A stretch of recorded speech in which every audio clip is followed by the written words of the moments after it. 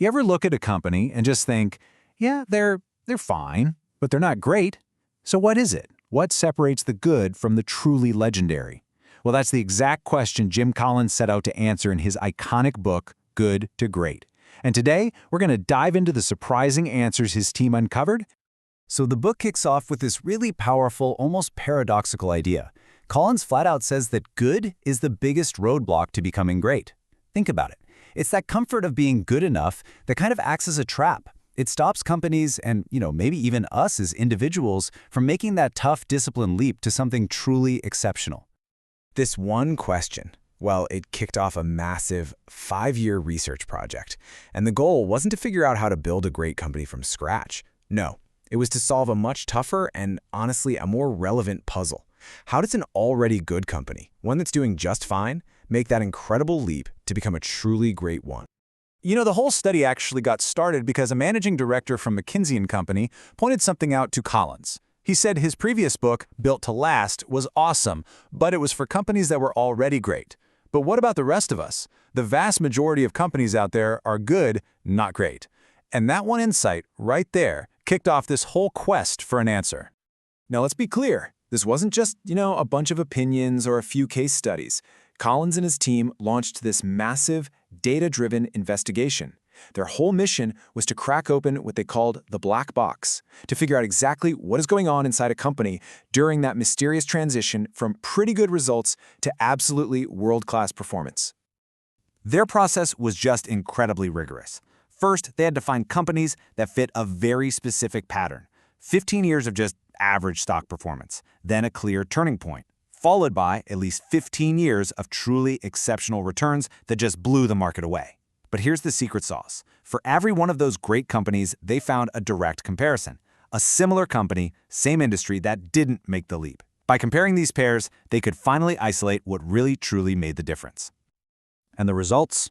They were just staggering. A single dollar invested in a mutual fund of these good to great companies back in 1965 would have multiplied 471 times by the year 2000.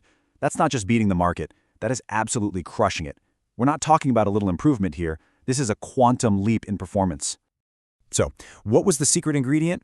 Well, the very first finding was a complete surprise. It basically shattered the modern myth of the flashy celebrity CEO we always hear about. The research showed that the leaders behind these incredible transformations were not at all what you'd expect. Let's talk about Darwin Smith, the CEO of Kimberly-Clark. People described him as this awkward, quiet, unpretentious guy. He wasn't some charismatic superstar. But underneath that, he had this fearsome resolve. When he realized that their core business, coated paper mills, was just doomed to mediocrity, he made the absolutely gut-wrenching decision to sell the mills and go all in on the consumer paper business, competing head-to-head with giants like Procter & Gamble. The media called them crazy, but that one move made Kimberly-Clark the best in the world. And Smith's story is just a perfect example of what Collins ended up calling a level 5 leader. It's this wild, paradoxical mix of traits. On one hand, deep personal humility. They're the kind of people who credit luck or their team for success. But on the other hand, they have this absolutely ferocious, unwavering will to see the company succeed, no matter how tough the decisions get. Okay, so beyond leadership, the research uncovered this clear framework, kind of like an operating system for greatness. And it's built on 3 core ideas that have to happen in order. It all starts with disciplined people, which then allows for disciplined thought, and that ultimately leads to disciplined action. This whole framework builds so logically.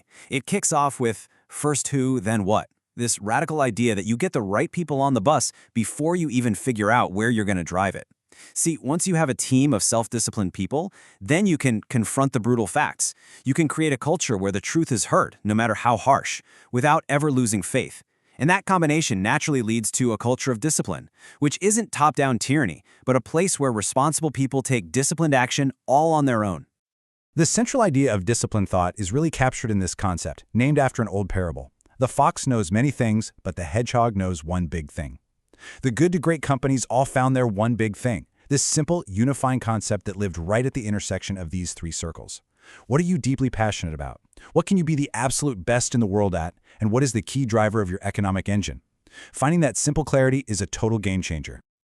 All right, so you've got the right people, you've got this crystal clear focus. How do you actually turn all that into results? Well, the research found that the leap from good to great never happened overnight.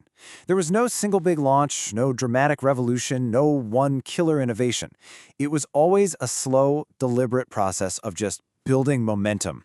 Collins describes this with a powerful metaphor, a giant, heavy flywheel. Imagine trying to push it. At first, it barely moves. It takes incredible effort, but with consistent, disciplined pushing in one direction, push after push after push, it starts to turn. Then it turns a little faster. Each push builds on all the work that came before, until suddenly, bam, momentum takes over and a breakthrough happens. This is the exact opposite of what he called the doom loop, which you see in other companies. They're constantly lurching from one new program to the next, always reacting, always changing direction, and never building that powerful, sustained momentum. And that really brings us to the final critical question to ask ourselves.